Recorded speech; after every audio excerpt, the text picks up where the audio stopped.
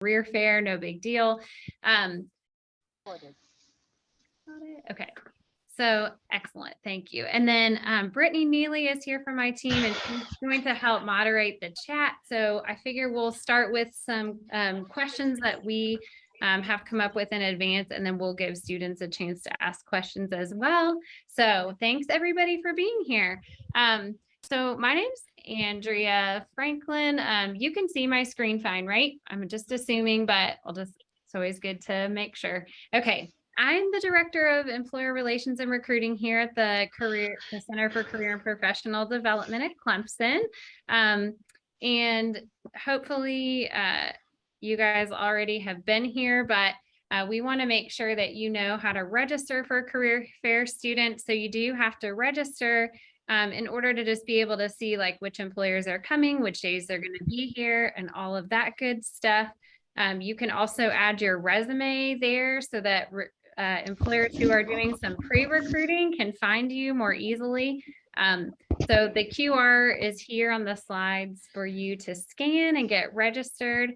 The career fair is next week, believe it or not. So September 20th through the 22nd, it'll be at Little John. It's from noon to 4.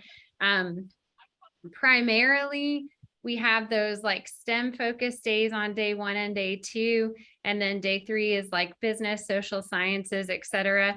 And we are going to have a small STEM section on day 3 this year because we just had so many companies that were looking to get in and recruit STEM students. So don't forget to just look at all 3 days and see who's there of interest to you. We also have a couple of other events coming up you might be interested in, which some of our presenters today are involved in. We have the elevator pitch, kind of market yourself, practicing that 30-second commercial coming up on 9:15. We've got the resume blitz where employers are going to be reviewing your resume, both 9:16 and 9:19. And you'll see you do need to register for those events to be able to attend.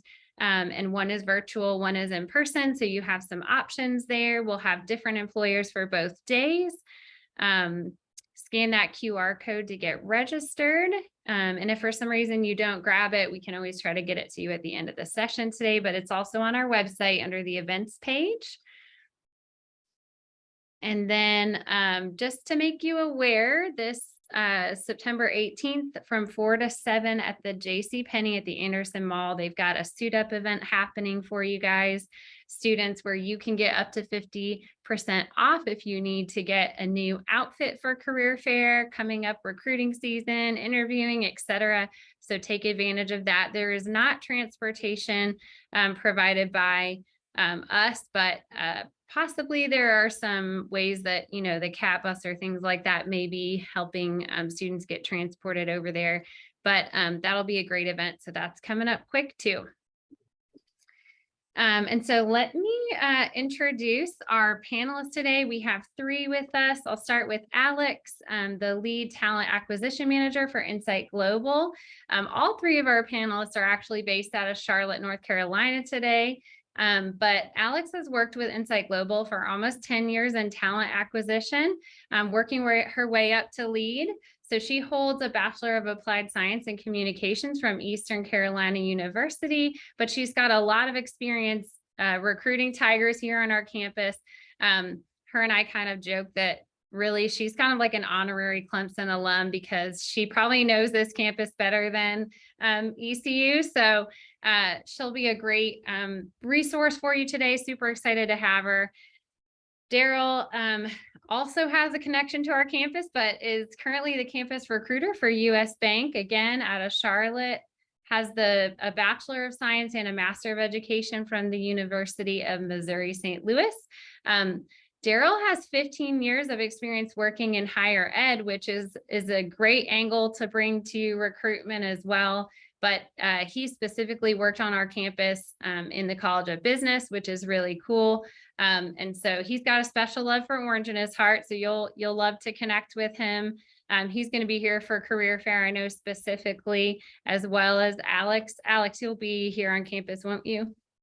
Yep. Okay. I sure will. Yeah. Okay. Excellent. Yep. In 2 years Yes. after COVID, and then I had a baby last year. So I am so ready to get back. Like you mentioned earlier, I find myself to be an honorary alum, or at least I like to think that. So I'm excited to be back.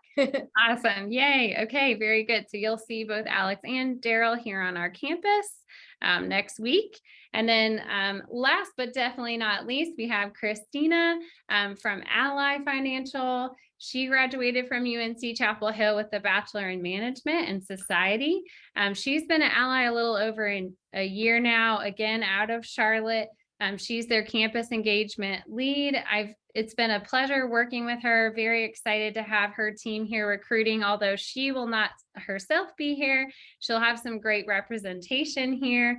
And so her role really involves planning and coordinating events at different campuses. And they've got some cool stuff that they're going to be doing here. So you'll definitely want to keep an eye out for Ally and for Christina in the future. So this is our panelist today. So thank you so much, y'all, for being here. And then just we'll show you this later at the end too, but just to give you like a brief slide on how you can connect with us to keep up with events going on. We've got all kinds of good social media. So I'm going to go ahead and stop my screen share for now so that folks can see your faces as you talk. And we'll just kick it off with a question. I'm going to just start with what I think is a really common question that I get from students. And you guys, I think Christina and Daryl maybe talked about going in alphabetical order. So Alex, if you want to jump in first, and then you guys can follow. If you feel like you don't have anything to add, you can totally pass on a question as well. So the first question I'll throw at you is, what makes a student stand out to you during career fair? So I guess that means I'm up first at the A.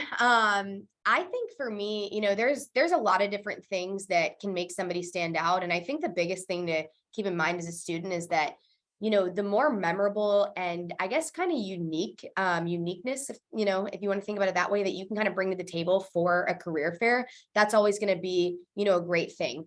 I can, probably guess Daryl and Christina. And when I say we all interview a lot of different people. So someone, to us that is a little bit different and to my point, a little bit more unique is really what's going to stand out to me. But I would say, what we specifically look for at Insight Global, we look for people who are, they come to the career fair well prepared, right? They've done some research on, some companies, not that you need to have all the answers by any means. That's what the career fair is for, is to learn, but at least, showing interest in, the companies that you are speaking with. I think that really goes a long way. Definitely obviously being prepared from more of a like logistics standpoint of, having resumes in hand to pass out. Obviously, dressing professionally is a great thing too, but I think just being ready to talk about yourself and just really be prepared to give a lot of information and I guess your quote unquote elevator speech on, a little bit about your background, things like what you're majoring in school, what you're looking for in a career or internship, depending on what year you are, what you've been involved with on campus, any, clubs, organizations, have you held leadership roles within those organizations or clubs? Just really, what have you done to, get involved, kind of, stamp your name, if you will, on Clemson's campus? Like, what have you done those, 3-4 years, or maybe 5 for some people too, to really make a difference? And that's what I want to know about. Like, what have you spent your time here doing? And again, that looks very different for everybody. There is not, right and wrong answer there, but and on top of, I would say on campus involvement, I'd also want to hear about, jobs, have you had off-campus jobs or on-campus jobs? Have you held, or I guess completed any internships? Like all those different things that you've really been doing those last 4 years are the biggest things that I want to hear about that I think, can really make people stand out at the fair. I would just echo what Alex said. I haven't been to too many fairs, but just thinking about my days in higher ed and, looking forward to career fairs, some of the things that stood out to me as it relates to, candidates, applicants or whatnot, is students who are experts in themselves. And just to reiterate Alex's point, what do you know about yourself? How can you present yourself? How can you share your experiences? So, for instance, doing some research on the company, right? And then also, and you don't always have to have it figured out right away, but if you do have it figured out, then having done some research, looking at a job description, dissecting and understanding that job description, understanding what the asks are, and being able to relate your experiences to the ask. So, for instance, if you were interested in computer science, okay, and you wanted a software engineering position, knowing what coding languages that you're proficient in, being able to talk about the projects that you've been involved in, whether they be inside the classroom or outside the classroom. If you have had an internship, how does it relate to the job description? Or being able to ask good questions. That's another thing that makes you stand out. If you ask good introspective questions, that's going to separate you from someone else. Just showing that you're interested, that you're knowledgeable, and that you have a vested interest in the process, the company, and your own future, because this is what this is about. It's about your future. That's going to make you stand out from someone else. So that's all I have to add. And I would have to echo what Daryl and Alex have mentioned is that just making sure that you are doing a little bit of research prior to the career fair, like understanding what does the company does, what is the culture like, just so that when you are meeting with different employers, that is a limited set of time. So coming prepared with your elevator pitch to ensure that you've made your introduction, but also making sure that you tailor that conversation so that you can speak to the employer about what exactly you're interested in. So letting them know if you're interested in a specific internship, an early talent, or a full-time opportunity, just so that you can take advantage of that time with the employer to ensure that you do have that additional insight on what that specific career pathway looks like, and even more so about what it's like to work at the company and additional information that you're wanting to learn from them. That's great. And I'll just tell you guys, you must already be reading my notes because our next question was on how much do you want them or expect them to know about the company? But I think that you've really answered that question so we can move forward and let students follow up towards the end if they want something more particular. So the next question is, how do you suggest students lead into their elevator pitch and how long should it be? These are questions we get often in the Career Center. So love to hear from you guys on that.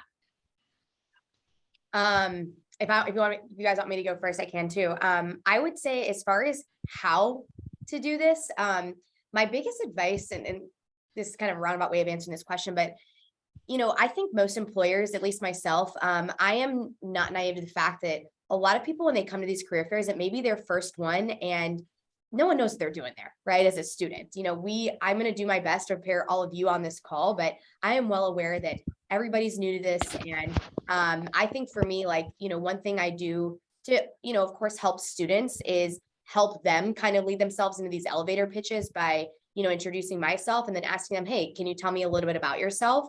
What are you looking for today? Are you, looking for careers or, full-time careers or internships, and, kind of go into your background a little bit further from there. I think, as far as with most other employers too, if they don't lead that, and I guess kind of open it up with that line of questioning, it's perfectly normal for you to just go up, introduce yourself, and, obviously ask them a little bit about, their company. Again, that's kind of where the research aspect is going to come into play really well, like Christina and Daryl had mentioned. Having that just normal candid conversation of asking them a little bit about their company, some questions you have, is going to very naturally lead you into the progression of talking about your background and how that relates to the companies you're talking with. Now, as far as the length, I would say it doesn't need to be anything extremely long. Again, to Christina's point from before, there's a lot of employers, a lot of students, and everybody, I think, at the career fair is really trying to make an impression, but also you've got limited time to do so.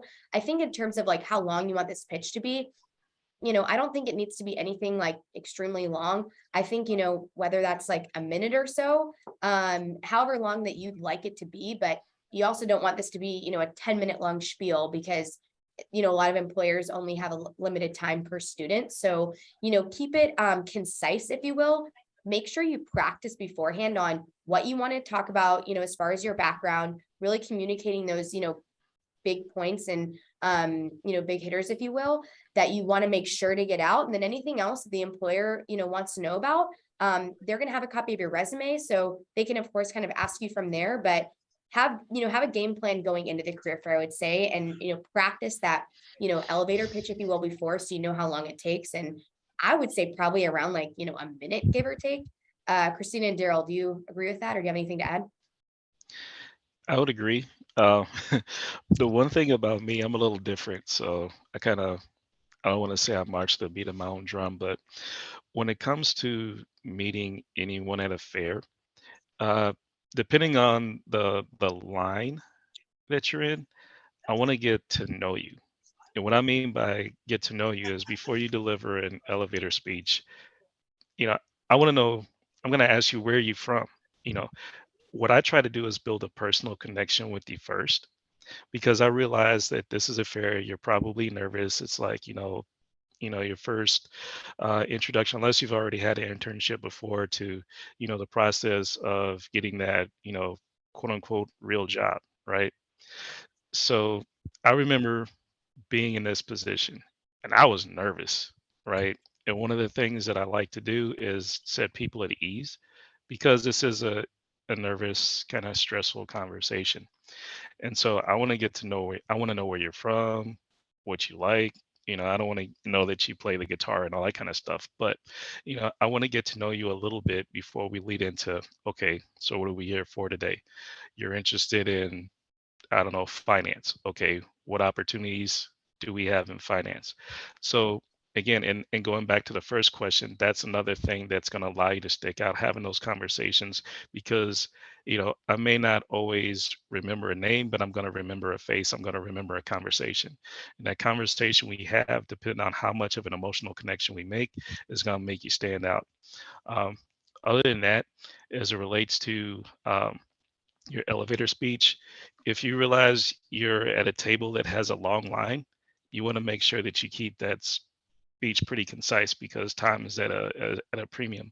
But if you're at a table where maybe there's two or three people and you recognize that the representative has more time to talk, then you can make it a little bit longer.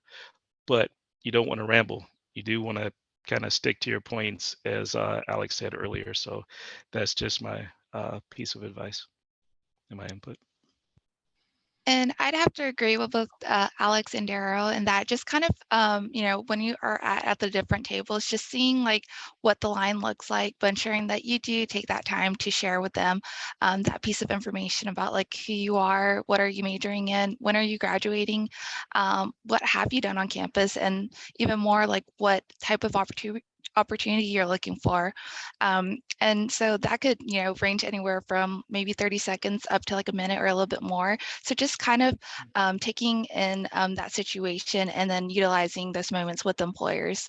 And another thing I definitely want to emphasize is that just remembering that the employers are just as excited to meet you.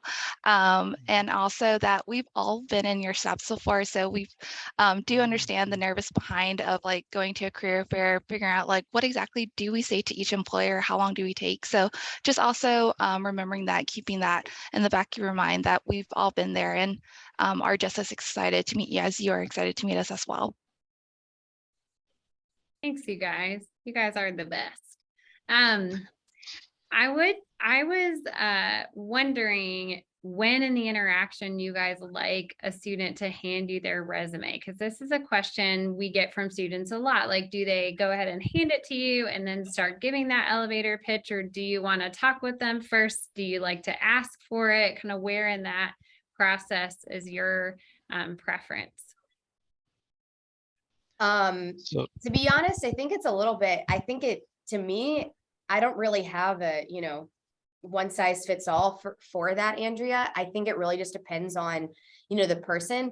If they want to hand me the resume right away, great. I'd love to take a look at it, but I'm kind of similar to Daryl in the sense that like when I have a conversation with someone, it's a very personal conversation. And then that kind of naturally leads into the progression of talking about their background. So, wherever I see fit, right? It could be at the beginning. If we start, talking and I haven't gotten the resume, and then we start, they start mentioning, oh, I'm, majoring in X, Y, and Z, and, here's what I've done. I'll probably be like, hey, do you mind if I grab a copy of your resume real quick, just so I can follow along? So I don't think there's a right or wrong there. I think, again, if students want to hand the resume right away to kind of kick things off, I don't think that's a bad thing. I don't think any employers are, going to be like, don't do that. But I also think that, if you start having a conversation with someone, I would like to think most employers, when they, need or want the resume, they'll probably ask it for you if you haven't given it to them at that point. But, whatever the students feel most comfortable with, that's kind of what I would suggest. If that's the beginning, great, go ahead and get it out of the way. If not, then just roll with the conversation and truly be yourself, and, the employer will ask for it.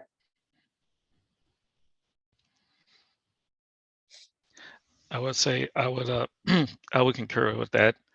Let the conversation steer how you present your resume. Because the thing about it is the conversation that you have will set the stage for you to be able to hand your resume over to the employer. And what I mean by that is the conversation that you have should make the employer inquisitive and want to see your resume and take a look at it. So if you want to hand it off, from the beginning, that's awesome. But try to let your conversation steer the process of you handing that resume over. Because again, and I don't want to get into all my different lessons, but let the conversation drive the whole process. Because the thing about it is, later on, once that resume is in and you get your first interview, your conversation is what's going to allow you to get that, you know, uh, get past the first round. Your conversation is going to allow you to get to the second round to a hiring manager to get the position. So you gotta have to learn how to talk. Yeah, and I feel like when you are at the career fairs and you have your resumes, it's almost similar to how you would prepare for like an interview. Like they'll have a copy of that resume, whether you want to give that at the beginning or I would say probably towards like the end, just because I think the most part that really will stand out at the career fairs will be that conversation that you have with the employer. But of course, you can always like kind of reference your resume as you're telling them that story of like who you are, what you've done. So please feel free to like reference it in that way. But I would say the main part to really focus on, as both Darryl and Alex had mentioned, is really that conversation with the employer. Excellent. Thank you, guys. So how do you guys feel like students can end with a memorable goodbye and solidify kind of those next steps in the process for them? Do you have any tips on that? Do you guys still want to go in alphabetical order? I'm fine, running with everything. I feel like I don't want to, take too much of everybody else's time and only talk, but Oh no, you're if fine. Christina and Darryl want to hop in, I'll kind of go. I was just saying, I'll let Christina go first since she's been going last. So Perfect. Yeah, I'd say when it comes to like leaving a memorable impression, like towards the end, just one, thanking them like for their time, reminding them about how like you'll take the additional steps to research the company, look out for those opportunities. Sometimes employers will give you kind of like that heads up cue where it's like, hey, I posted to your specific like platform, or to check out our careers page, just letting them know that you plan to kind of follow up by taking those actions to complete the application. And then another thing is if you do have follow-up questions, definitely checking with the attendees from the different that are representing different employees to see if maybe you can connect with them through LinkedIn. Just make sure that they're okay with that. But that's also another way that you can kind of send like a thank you note for like attending that career fair and giving them those different follow-up questions.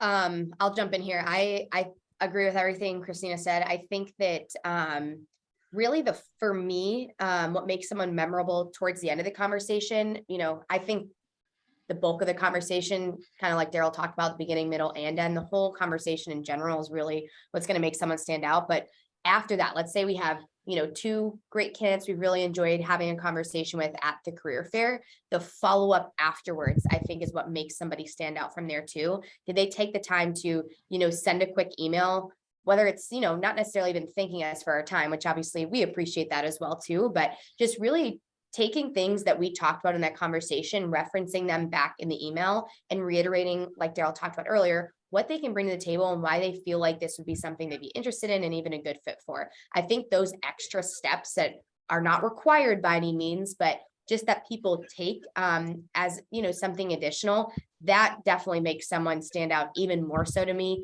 following the career fair. So those are just, some additional things you can do, not required, but if you are really, really excited and interested in a company, I always think that's a great thing to send a follow-up email. And, to Christina's point too, feel free to, I don't know if all employers are okay with this, so I don't want to, this is not a blanket statement by any means, but at least for me personally, anyone is more than welcome to add me on LinkedIn. I'd love to, get connected. Yep.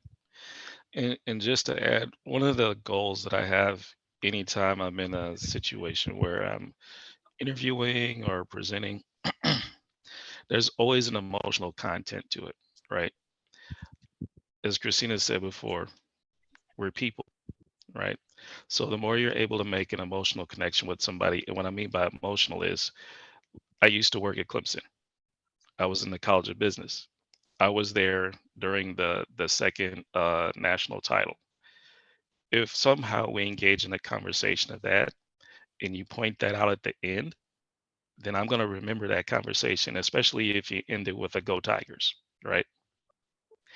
When I send thank you emails, one of the things that I did for a position that I applied for, I remember during my interview, I asked for recommendations to eat in the local area. And the reason why I did that on purpose, is because when I sent that follow-up email, that thank you email, I was able to talk about the experience I had at the restaurant that they recommended. Again, making that emotional connection, because this is just not a robotic process. You're dealing with people. If you always remember that you're dealing with people throughout this process, then you're going to do well. And remember to always make some type of emotional connection. So pick up on cues during conversation, reiterate that at the end, and that's also going to help you stand out. And I'll give you an advanced lesson later.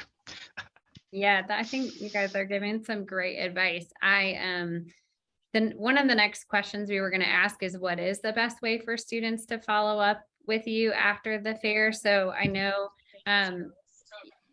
you guys have mentioned LinkedIn. Is there any other, ways that you encourage students to follow up with you or ask for, a business card? What's your advice there? Because we do get that question a lot from students, is how do we follow up with these folks, and what's like too much to ask for versus, is it just, hey, go on LinkedIn and send me a note? I think it's okay if you guys don't mind me going first. Take it away, Daryl. All you. Okay, cool. I think it's okay just to ask. At the end of the conversation, hi, Andrea, what would be the best way for me to follow up with you? Because I believe everybody's different. For me, LinkedIn, I'll be honest, I'm on LinkedIn, I check LinkedIn, but if you're really trying to get a hold of me, LinkedIn is not the best way. If you really want to get a hold of me, email me directly, because I will respond, and I will also set up a one-on-one meeting with you. LinkedIn, I'm on it. It's great. But if you really want to get to me and get my attention, email me directly and I will be definitely sure to get back to you.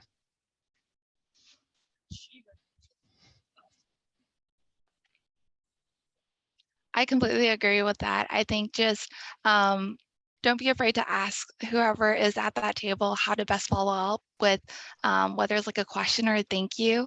They will let you know whether that's like email, if it's a specific platform.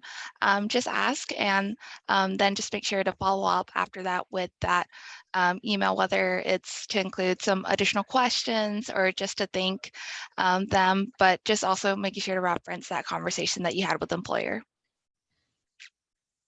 I don't have really anything else to add. I think they kind of hit the nail on the head there, Daryl and Christina. That's awesome. So I have some additional questions I will kind of save in case we need them. I do want to open up the floor for students to ask you guys questions in case, they've got something specific they want to ask. So students, what I'm going to ask you to do is type your question in the chat. We've got Brittany, if you're able to moderate the questions or either way, but yeah, just if you want to kind of go in order, and then if we run out of questions, I can definitely ask more, but that way you guys can get some of your questions answered. Brittany, are you able to hop in and moderate that, or do you want me to? Okay, cool. No, yep, I can do that. Excellent. So looks like probably have a quick question. Somebody asked for dress for the fair. Do they need to be in a full suit, or do we think a button-down shirt or collared shirt is fine? Any thoughts on that? So me personally, I don't think that a suit is necessary. A suit is nice, but I don't think that it's absolutely necessary. One, we understand your undergrad students. If you'd asked me during my time in undergrad, like, hey, do you have a suit? I probably didn't have a suit, but at least had one button-down shirt. I would say if you're gonna wear a button-down shirt, at least have a nice tie. Make sure it's tied properly, because again, everybody's different. I'm a stickler for ties. So if you come to my table and your tie is hanging down here, I'm gonna probably look at you like, ooh. But if you have a nice shirt, tie, slacks, and the key to everything are your shoes. Make sure you have on good shoes. Make sure they're nice, wiped down and clean. But if you do that, you're gonna be good. I think, for guys, it might be a little bit easier, at least in my opinion, to dress. To your point, it's suit and tie. If you don't have a suit, you can wear pants, the button-down shirt, and a tie. Girls, I think it's a little bit more discretionary, if you will, as far as what to wear. I think for females, I don't think, again, it's a one size fits all by any means. I think just the biggest thing is making sure it's appropriate for the career fair. I think colors, patterns, all of that is perfectly fine, but make sure that if you're choosing to wear a skirt or a dress, that it's an appropriate length. You don't want anything too short or, too tight. But I think, for females, if you want to wear a skirt, a dress, pants, if you have a blazer to throw on, great. If not, that's okay too. But just, again, make sure your top is appropriate. And, I think, to Daryl's point, just make sure you feel like, feel comfortable, but look professional at the same time too. Right. And if you have any questions, I also think, if you'd like to, I'm sure the Career Center is also a good point of reference too. If you guys have questions, hey, is this appropriate? Can I wear this? Can I not? They're there to help too, if you do have any questions about that. But I always think err on the side of caution. If you feel like you're questioning, is this a little bit inappropriate? Is this too short? Then you know what? It's always best to just, maybe choose something different. If you're wondering that, you're probably only there for one day. So just probably choose, the most professional, outfit that you have. And again, it doesn't need to be a full suit by any means. We get it, you're undergrads. You probably don't have a closet full of professional clothing, and that's okay. But just making sure it's appropriate is probably the best thing.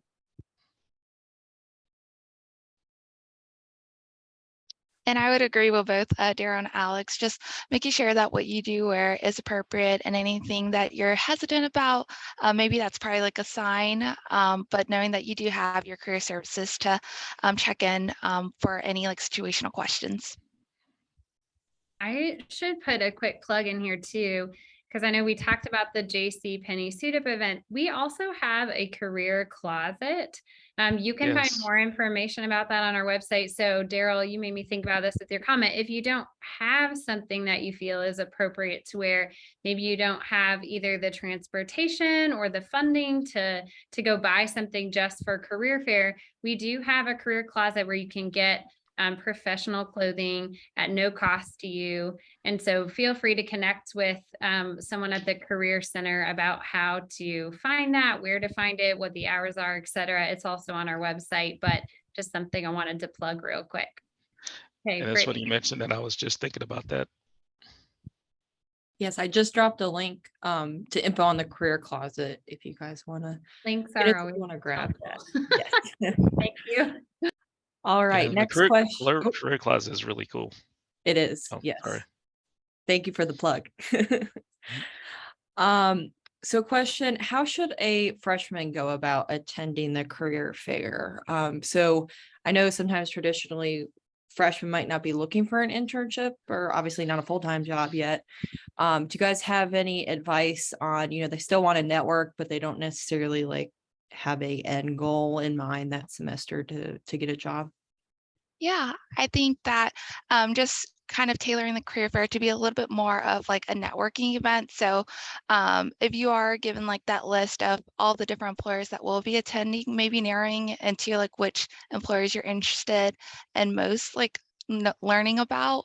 And then again, doing like that research. And then when you do show up like on site, letting them know like essentially like, what major you're in, like what are you studying? Still like I would say providing that elevator pitch to really show like who you are. But you could just I feel like use that event to really continue to expand your professional network, but also going ahead and starting it early on getting that like in-person research about that company and that culture and the different opportunities. And who knows, I feel like impressions do last a while. So when you do get to that opportunity, when you're ready to apply for an internship or like a full-time, referencing that time that you visited them to learn more about the company, I feel like could be something that can come in handy if you aren't looking for a specific opportunity at this time. Yeah. And just to add to that, I would just say be inquisitive. It's okay that you are a first year or a freshman. This is like the perfect time for you to get information to help you make your decision, whether you're still trying to choose your major, whether you're, your major and you're trying to figure out, okay, what career track I want to be on, what type of internship when I go do I want to go for? Just be inquisitive. It's okay to say, hey, I'm a first year, I'm a freshman, and I'm just trying to figure this thing out. Can you help me? These are some questions that I have. Let's talk. Because the thing about it is, we're happy to share information. Like, I get excited when somebody comes to me and they're trying to figure things out because I get to have a conversation with that person and again build that connection. Um, follow up is key as well, but just be inquisitive, go in there with your questions and enjoy the time there. Have fun. This is not a mundane, like again, robotic, static process. Have fun with it. Enjoy the experience because this is the beginning of your journey, right? Beginning of maybe figuring out your educational journey or a step towards your, career journey. So have fun, ask questions, and just enjoy your time. Don't take it too seriously.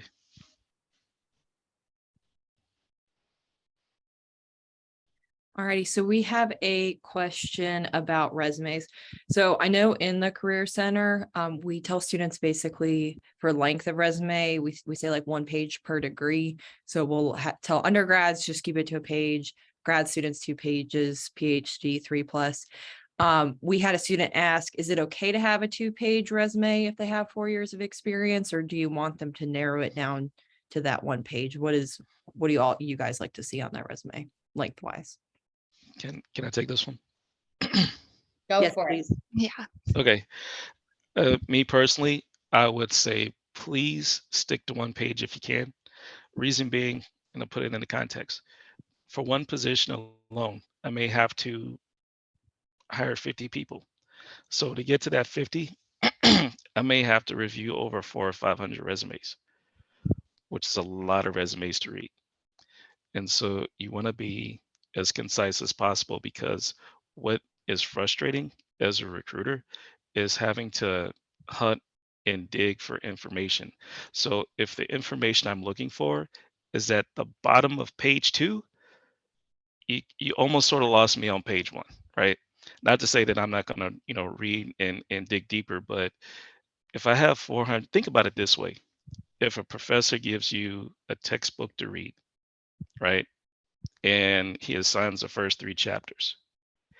And each chapter is 30 pages. And then the professor gives the exam. And he only asks you one question on the exam, and the answer is at the end of chapter 3, on page 90. you're going to be like, what in the world? I read all the, I took all this time to get to this one piece of information. That's how it is when you're reading a resume and it's 3 pages long and all the information I need is at the bottom. There are certain things that you want to put toward the top of your resume. Okay. Obviously, that's your major, your graduation date, things of that nature.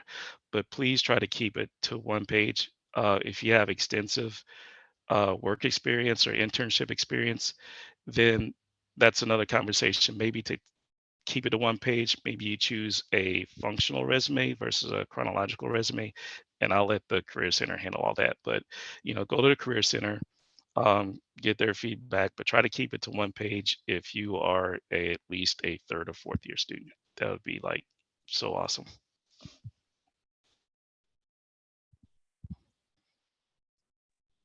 Alex or Christina, do you guys have anything to add, or you agree with that? I agree. I think 1 page is perfect for me. To everything Daryl said, I would just echo. I don't have anything else to add. Yep, the 1 page definitely works. Perfect. All right. And I know another question we've had with wearing masks and whether or not students should wear them. I know we get that question sometime. So at this fair, it is not a requirement on campus for students to wear a mask, but I know sometimes students want to wear them, which, university we are fine with. Is that okay with you all if, it's not required, but a student comes up and talks to you with the mask on, is that gonna make you any more or less likely to talk to them? You're okay with it? Okay, cool. Not at all. Completely All okay. good.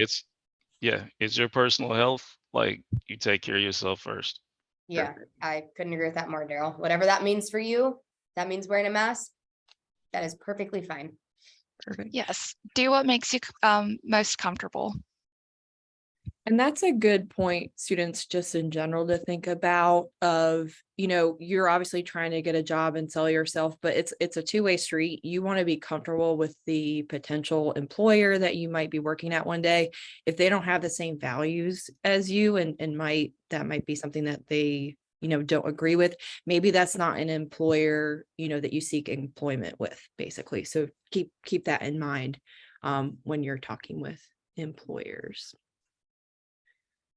We have a question about, which we get this question a lot from students too, career fair versus applying online. I know sometimes when students come to their career fair and they talk with employers and they feel like they had a good conversation, and then at the end the employer says, we'll make sure you apply online, and they don't take their resume. I think some students feel like they're getting brushed off, but I know sometimes that the employers, like, that's the process they have to go through. They have to apply online, and you don't take resumes in person. Can you guys kind of speak to that? Do you think they should be applying to your jobs if they see them online before the fair? Is it fine to look at it after the fair? What's your take on that? I think with our company, if you, submit your resume online beforehand, that's perfectly fine. Obviously, if an employer has a job posting up, they're expecting that.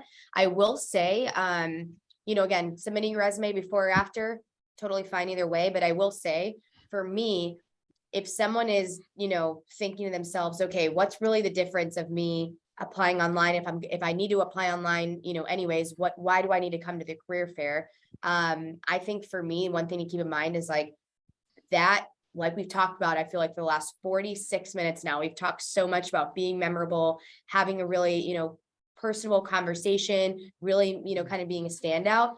If you, don't have that conversation at the career fair in person, how are you supposed to be memorable and make yourself stand out in a to Daryl's point, if we're reviewing hundreds of resumes?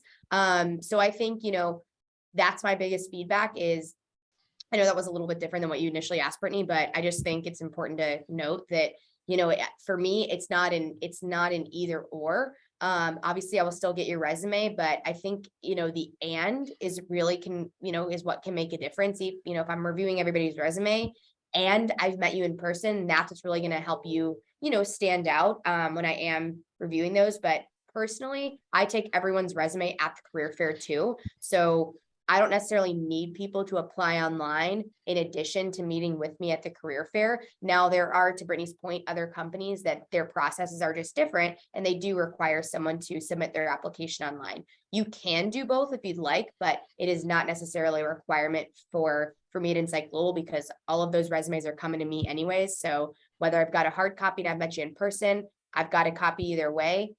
So to me, it's a little bit different, I'm sure, than some other employers though. Right. And Alex was perfect in her assessment. Every company is different. So it's hard to understand everybody's process. So for instance, at US Bank, if you meet with me and I say, please get your application in, like I mean that for a reason. And I say that because I don't want you to miss out on an opportunity because our process, oh, I'm sorry, Alex, were you still talking? I'm probably picking up sound. I'm just plugging my charger in because my laptop is Oh, about to die. So I okay. apologize. Didn't mean to Oh, no, interrupt, no. Daryl. I'll mute. Oh, no. Oh, you're fine. And so our process moves really fast. If you're interested in a position at US Bank for our summer 2023 internship program, our job recs close on the 30th of this month. So if I tell you, please get your application in, I mean that. And the only way that I'm going to be able to review your application is if you submit it online. Like I need to have a formal application in our system in Workday and be able to review it. So if I tell you, please submit your application online, I'm so serious about that because our process moves fast. And there's not much other than being able to give you some advice on your resume if you hand it to me. That's the only thing I could do. But if your application is not on file in the system from the career site, there's nothing I can do. So the best thing is, follow the advice of the recruiter. They say, hey, let me take your resume, hand that resume over. They say apply online. Trust me, it's not a brush off. They're serious. Please apply online because that's the only way that I'll be able to do anything with your application, move you through the system, move you through the process. And I'd have to agree. I think when employers do mention to submit an application, whether you do that before or like after career fair, they truly are there to help you because as part of I would say, I can't speak for like every employer, but for a lot of different application process, it does require completing that application. So I would say just definitely utilizing that signal to make sure that you are following like the process, but also knowing that by attending the career fair, you can truly get to ask those questions that are outside of what's just displayed on like a job posting or a career site, like definitely using both like applying, but also that communication at the career fair to really get to better understand what it's like to work there. That's great. I'm gonna just ask the last question I think we'll have time for, and then I can hang out a couple of minutes if anyone wants to stick around because they have follow-up questions, but I want to be respectful of our panelists' time. So the last question for today is when or if it is brought up when you're talking about yourself, how should you go about talking through personal identities such as sexuality, gender, or religion? Do you guys have any advice on that?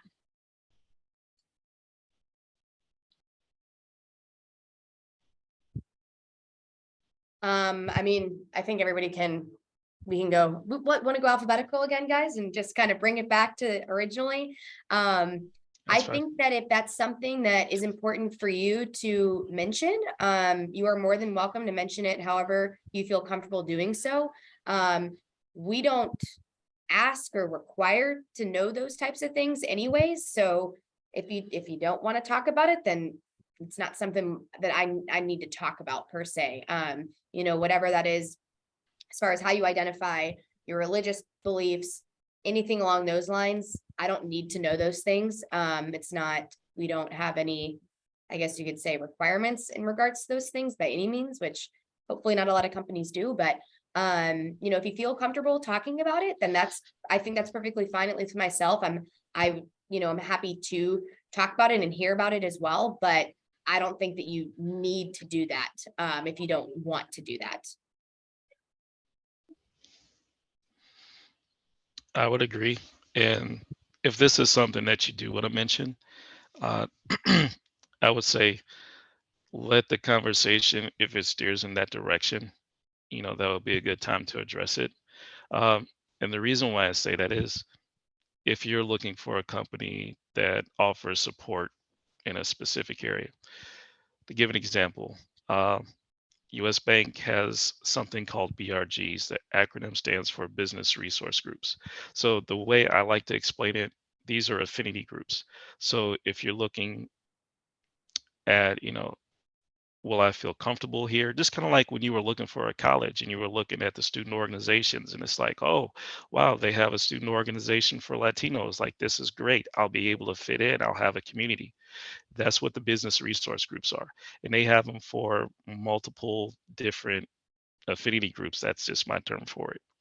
And so if this is something that is important to you, then I can discuss that. But I don't think that may be something that you want to lead with.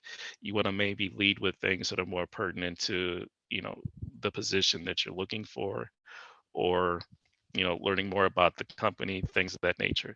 And if the conversation goes that way, hey, go ahead. Because again, you want to make sure that this potential employer is a good fit for you. Because the thing about it is, yes, we're interviewing you, but you should also be interviewing the company at the same time. And this is something I do regardless of what position I have. I'm always interviewing the company because I want to make sure that, hey, I'm going to represent you. So if I'm representing you, I need to know the good, the bad, the ugly, what's available, what's not available, because that's going to, in a way, determine whether I'm going to be successful or not. Like, what support will you be able to offer to me that allow me to be successful? So again, those questions are fair game, but you don't want to lead with it. Let the conversation steer in that direction. And when the door opens, have that conversation. And I'd have to echo both what Alex and Daryl had mentioned is that depending on like how the conversation goes, if it's important as you're trying to understand the company's culture, such as like the BRGs, the ERGs, and understanding like the D&I initiatives of the company, that's where I could see like you could bring that up for what's like most important to you, but definitely just see it like how that conversation goes. Well, thank you, everybody. I can hang out a few minutes. I don't want to keep anyone over time. So if you want to hang out, that's great. If you don't, it's no problem. I really appreciate your time. And thank you so much to our panelists for being part of this today and just being a great resource for students. And I know students, hopefully you'll get to connect with some of these great folks while they're here on campus in the next week or couple of weeks or month or two, because it'll be a continual process. So thank you, everybody. And we are going to probably have this recording up at least on our website, if not our YouTube. So feel free to take a look or reach out if you'd like to access that. So thanks everyone for your time today. Really appreciate you guys.